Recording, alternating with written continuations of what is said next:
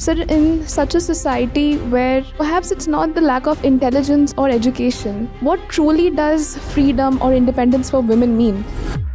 Education helps, but not by much. Income liberates, but again, not by much. Any number of women, highly educated, coming from top-notch schools and colleges, they are still just refined versions of the model you narrated. What's still remaining within her, in spite of all the external changes?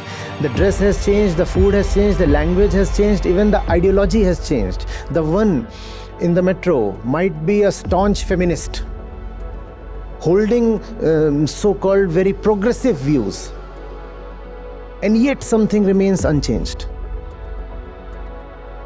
What?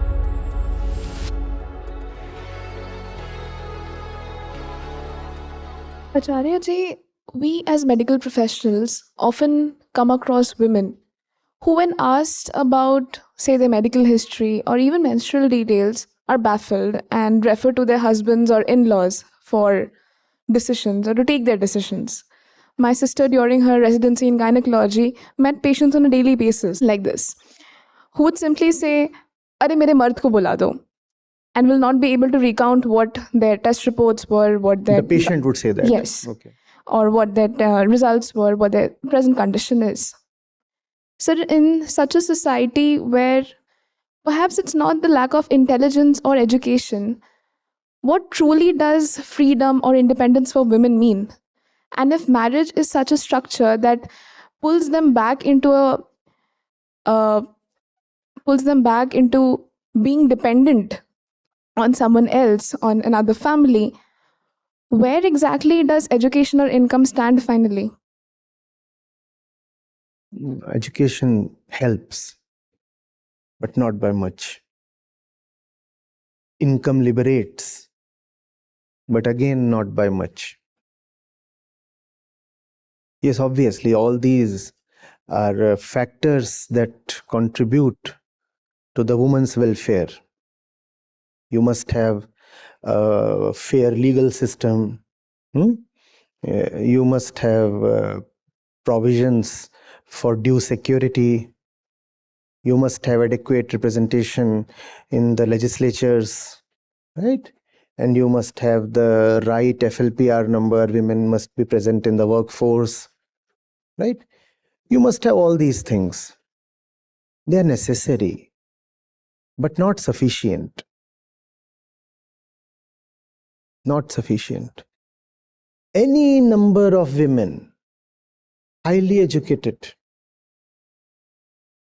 coming from top-notch schools and colleges, even in professional streams, right? Coveted vocations.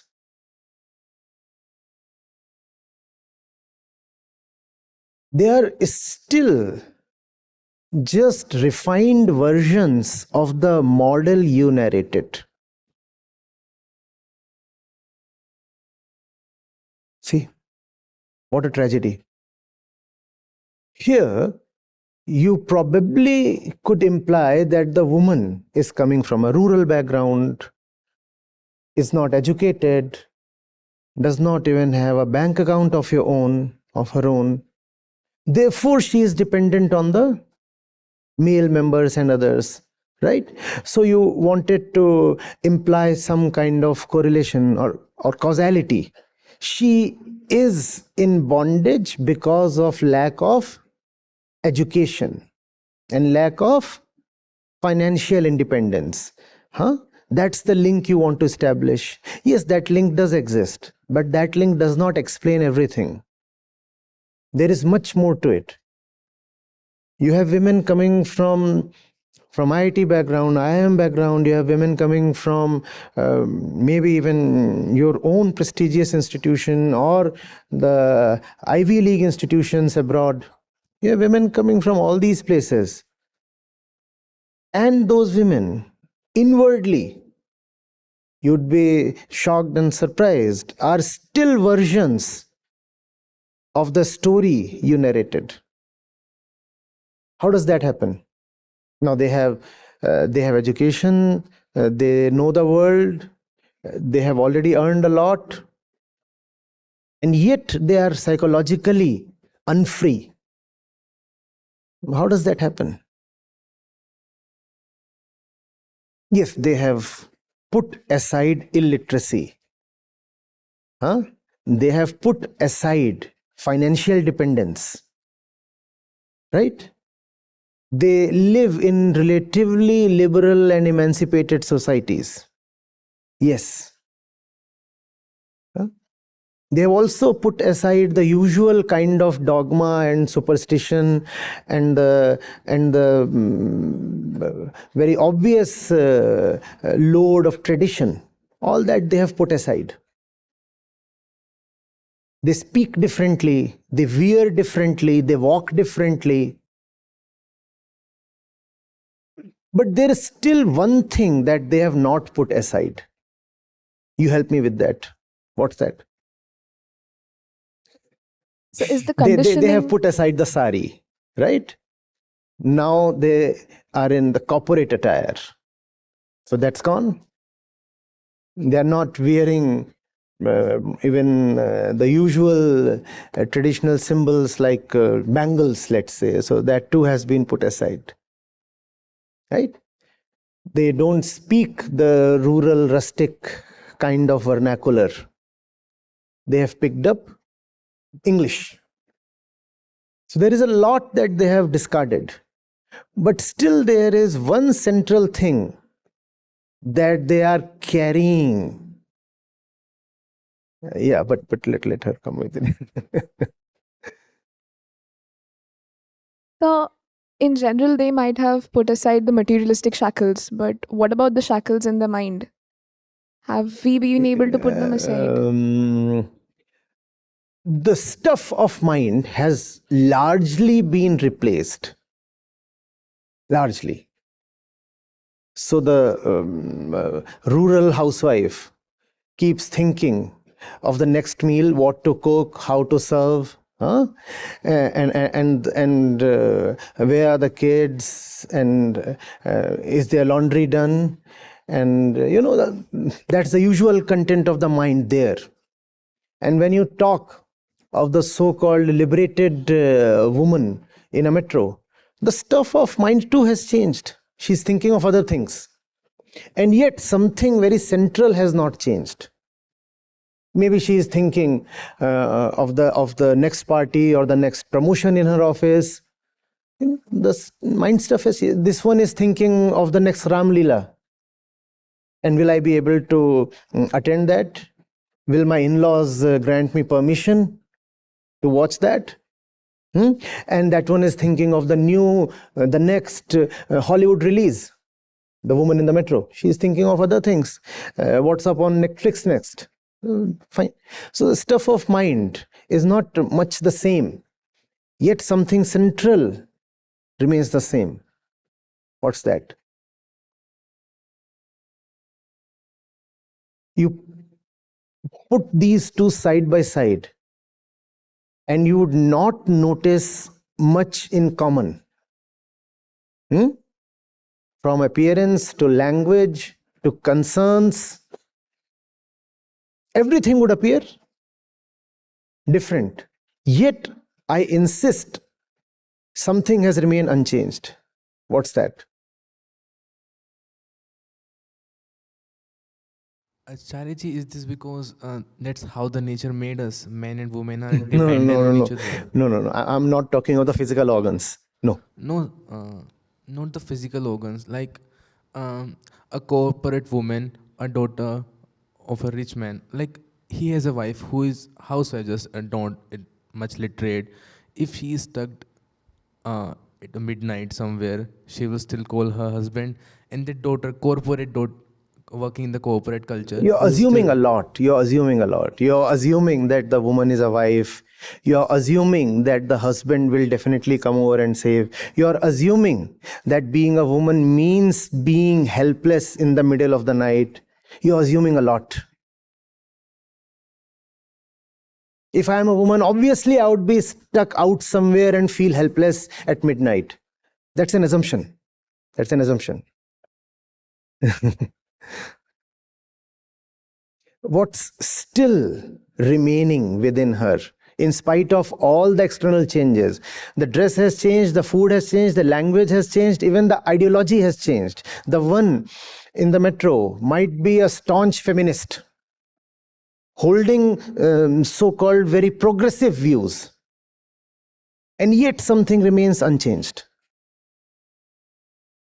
What? Now, it's so obvious that you don't want to mention it. I'm a woman. She is the rural one. I'm the urban one. Yet, I am a woman. She remains identified with the body and the gender.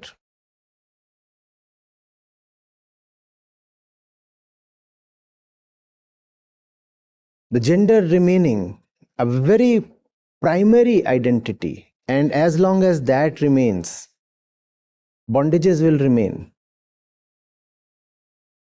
Physicality cannot be challenged. Yeah? That is sexual, that is biological, that's anatomy, you cannot change it, and there is no need to challenge it. But gender is a construct. Gender comes to you by way of conditioning, right? And it is a part of gender to take yourself as your body. I am a woman.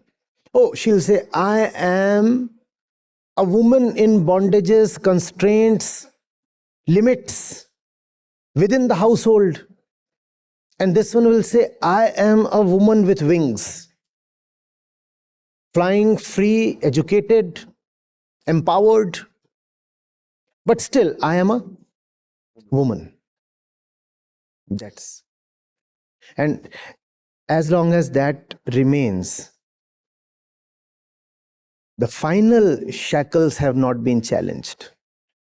All change will remain superficial. In fact, the woman will become a double load carrier. She will carry the burden of modernity while simultaneously carrying the burden of her womanly identity.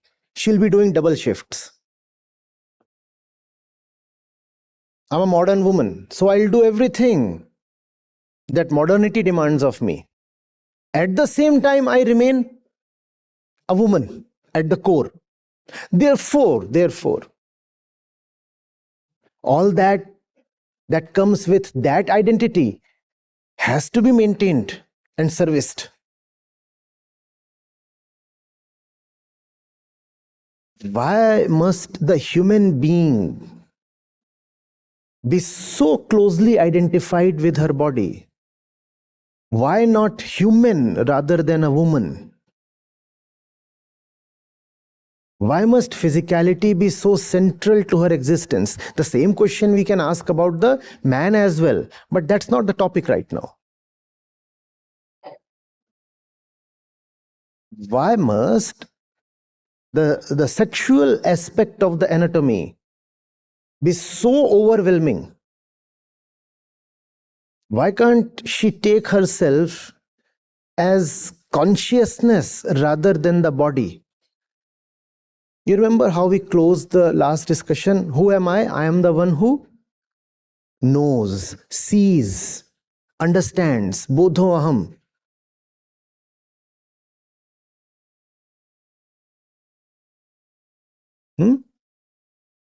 Classically, again, returning to that, you don't simply say Brahmasmi. That's the final statement of liberation. That's like the dying breath of the ego. Brahmasmi. Much before that, you start with Naham Dehasmi. I need not be identified with the Deha, the body. Just download the Acharya Prashant app, and there you go to the community section. and you have live testimonials streaming in at the rate of 1 every 5 minutes. I'm seeing lives change in thousands, if not millions, every day in front of my own eyes. We are doing it. Right. We have actually done it. Join the community of more than 2 lakh participants on the Acharya Prashant app. Your first month is completely free. You'll get full access to Gita Mission. On the app, you will get regular live sessions, daily exclusive conversations with Acharya Prashant, access to the vibrant Gita community, wisdom exams, curated news, audiobooks, quotes, and much more. Search Acharya Prashant on Google Play Store or Apple App Store and download now.